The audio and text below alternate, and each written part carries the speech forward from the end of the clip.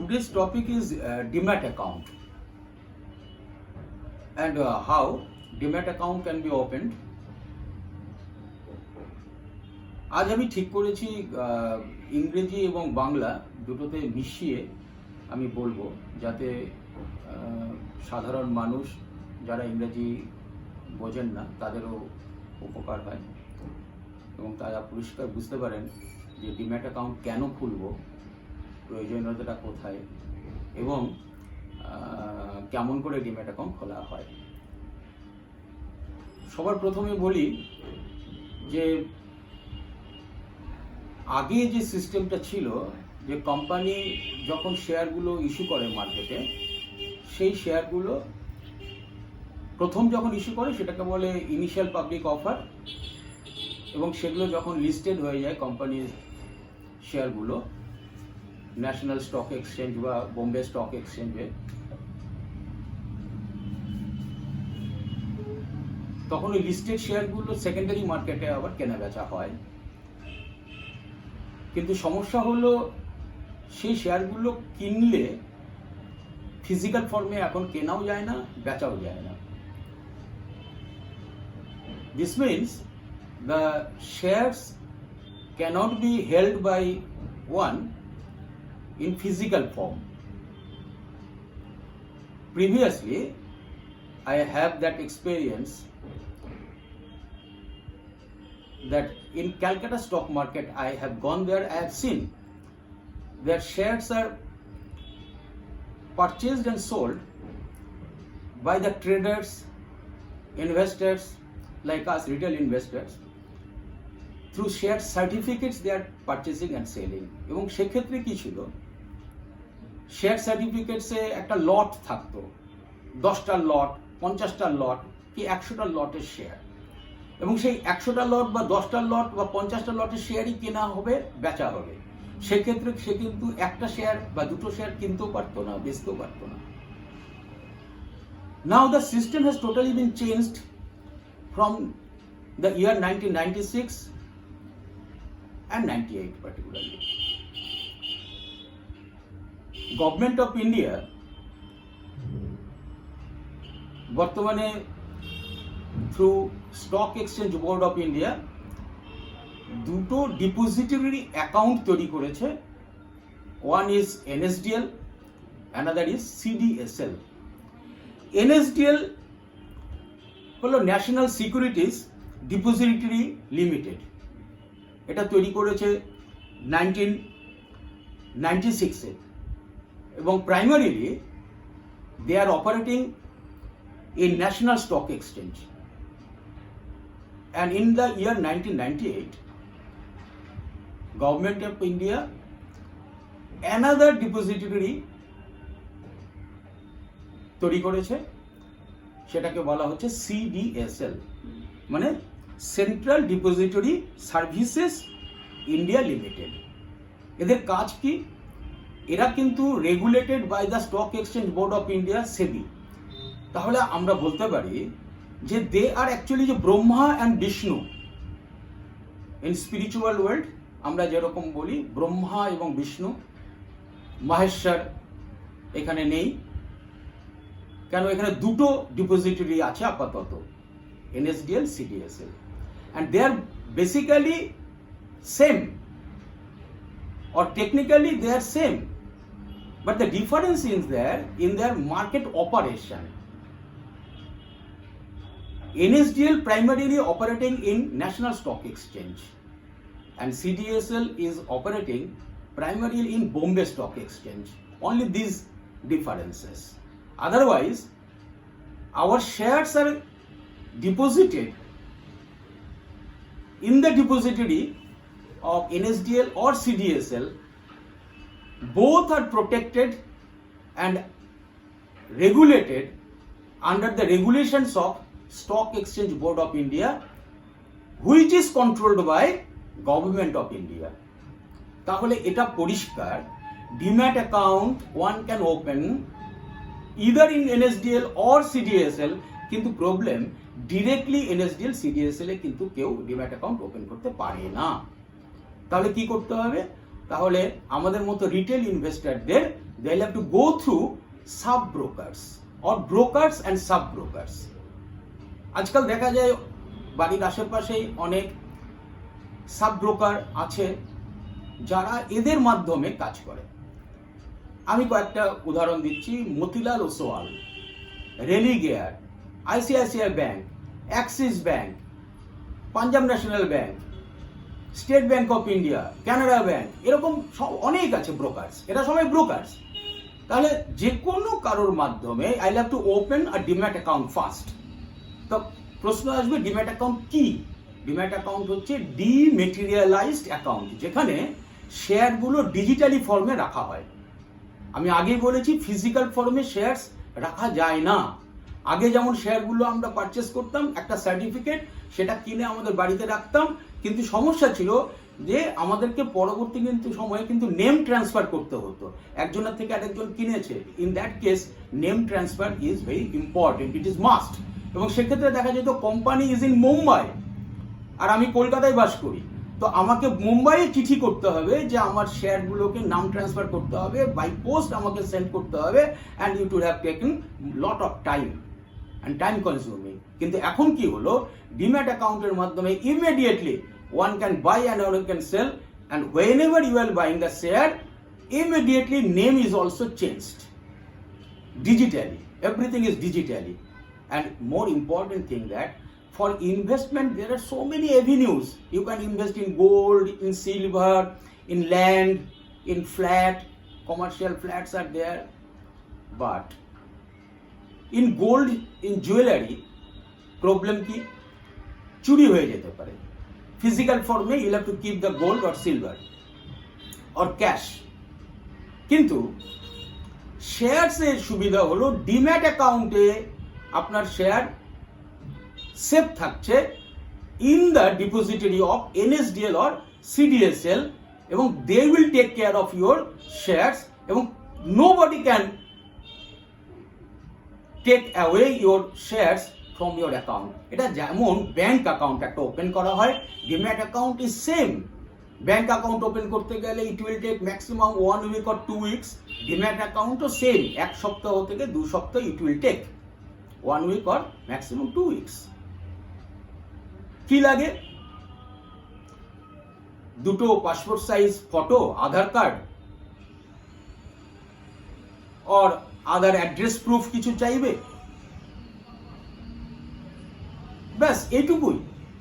কোনো ডিপোজিটরি একটা চার্জেস নেয় at the opening of the for opening of the demat account, আবার কোনো ডিপোজিটরি এই চার্জেসও নেয় না। সেক্ষেত্রে ওরা একটা বলে যে good amount of money if you invest first like 20-25,000, and they will not take any opening charge of demat account. And another point, for opening demat account, you have to keep in mind that there is a maintenance charge of the demat account. For the whole year, they will charge a certain amount like 250, 300 or 350 rupees every year.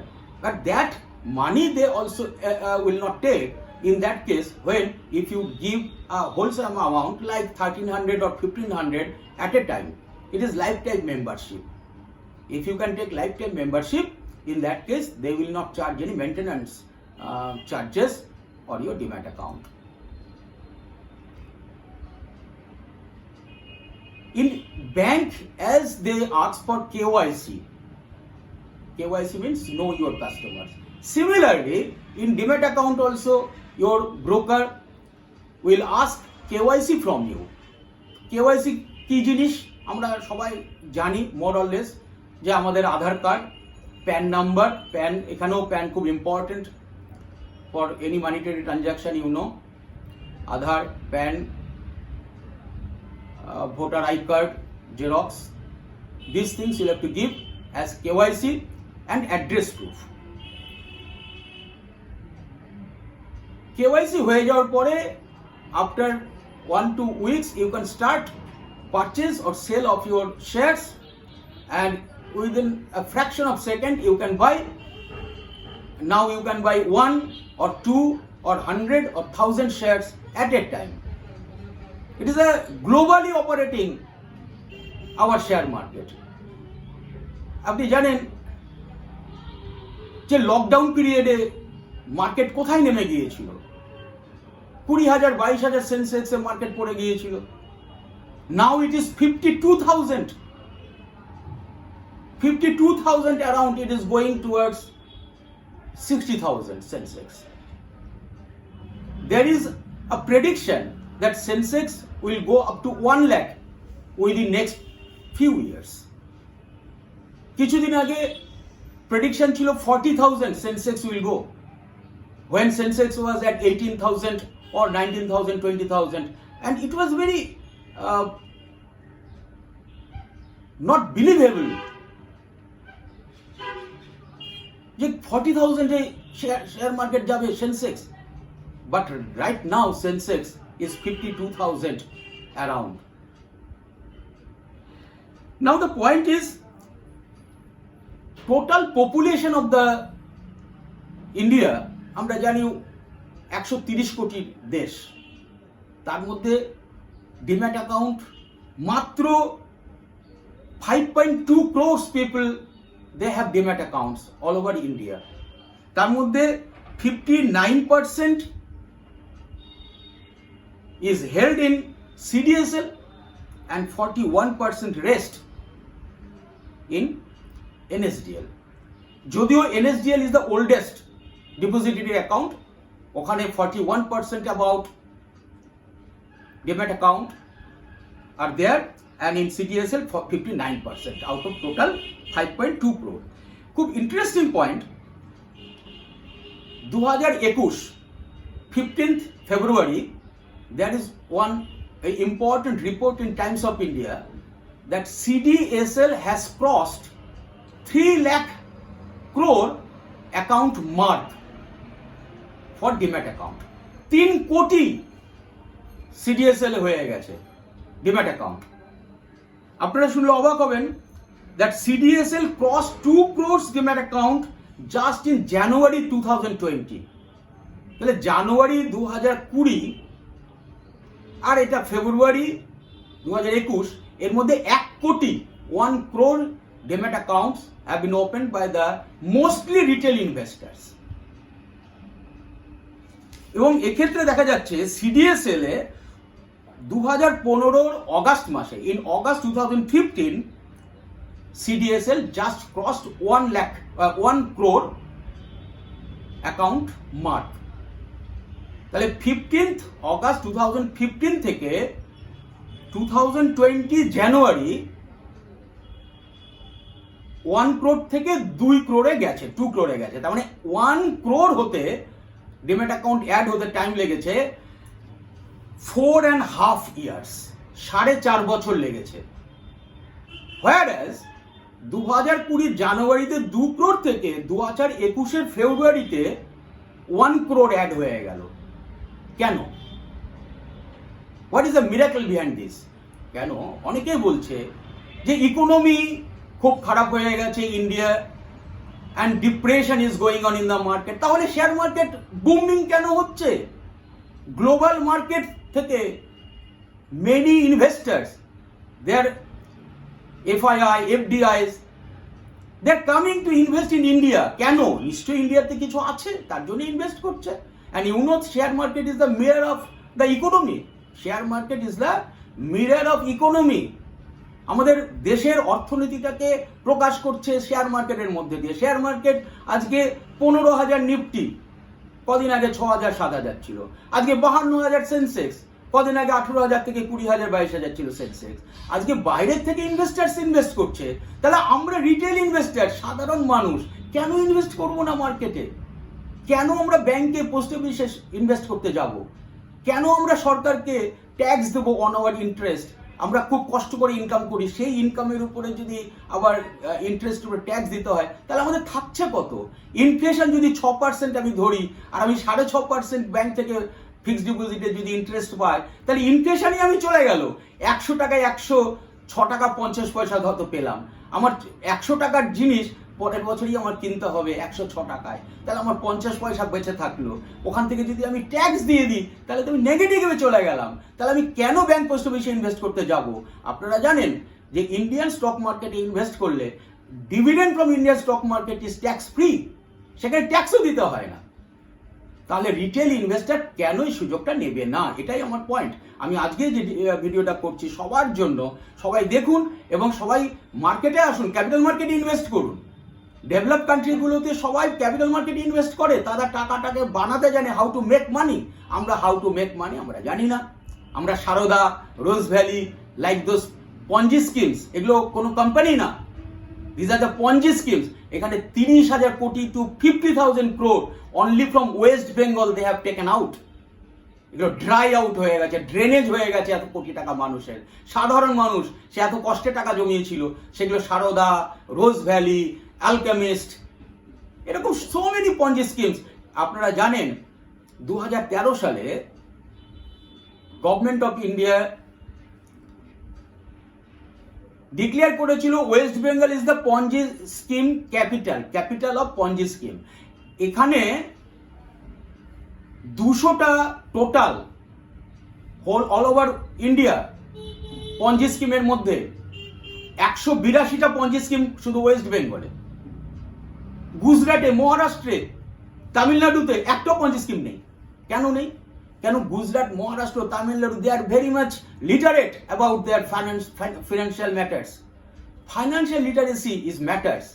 Financial literacy আমাদের west বেঙ্গলে খুব কম। আমি চাইছি financial literacy আরো grow করুক। There is huge growth, huge potentiality in the share market.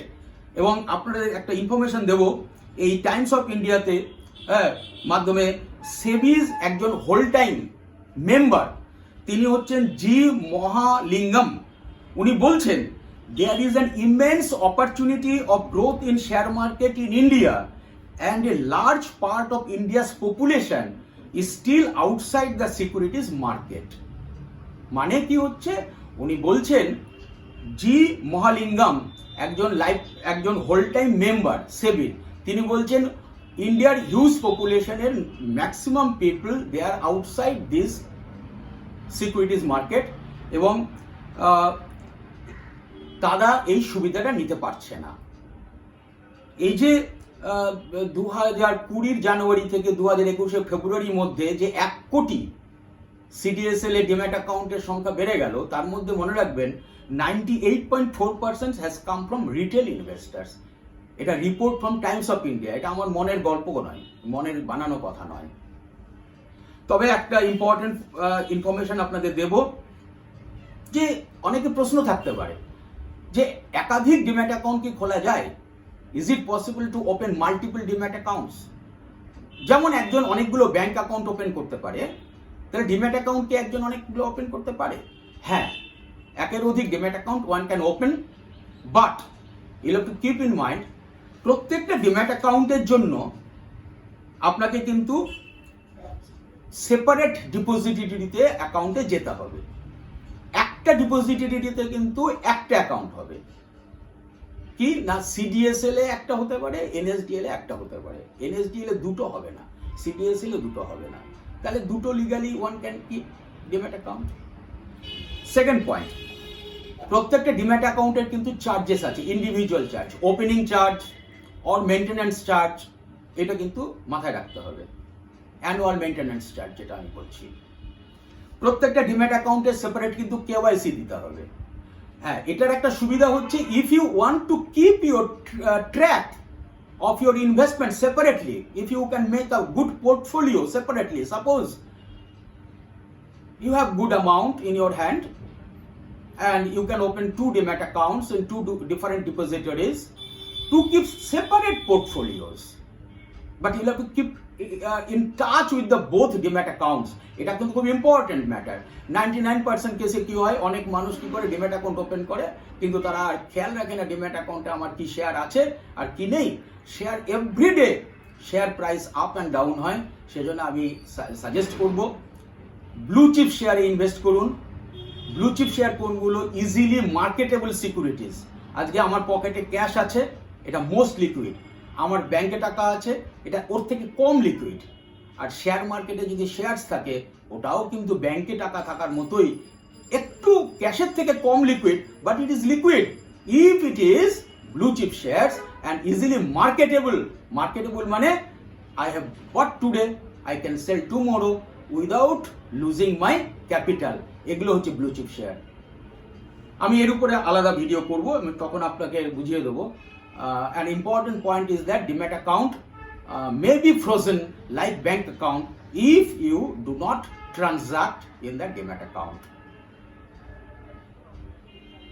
আমার মনে হয় total things of demat account I have been able to make you clear, and if you have further any question, I will make you clear in the next video.